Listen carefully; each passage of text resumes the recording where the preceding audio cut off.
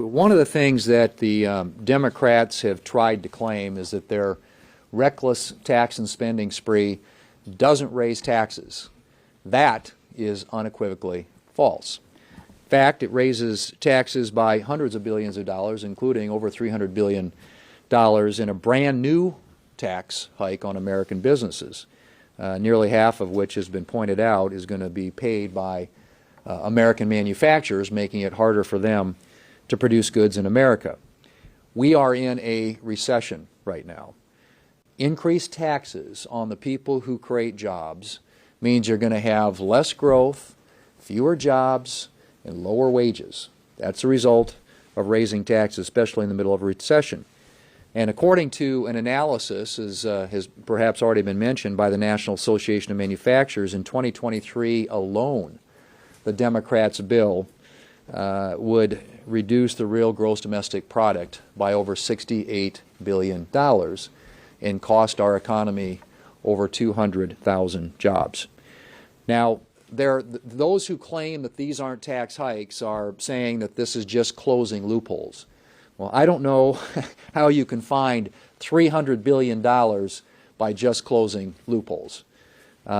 What Republicans wrote in the 2017 Tax Cuts and Jobs Act was provisions in there that deliberately allowed, as has been pointed out, businesses to write off investments that they make and put back into their businesses for the same year that they incurred those costs. There are a couple of goals in the 2017 Tax Act. One was lower the rates, and one was to allow for faster cost recovery.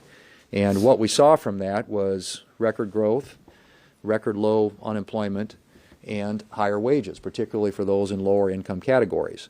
The Democrats' bill threatens to undo all of that, and the effect isn't going to be limited just to businesses. As the Joint Economic Committee has pointed out, a big burden of this massive reckless tax and spending spree is going to be felt by people who make less than $200,000 a year. In fact, in 2023 alone, about $17 billion of that burden is going to be experienced by people in that income category. And as has been mentioned also, the Democrats' bill does increase in a significant way funding for the IRS.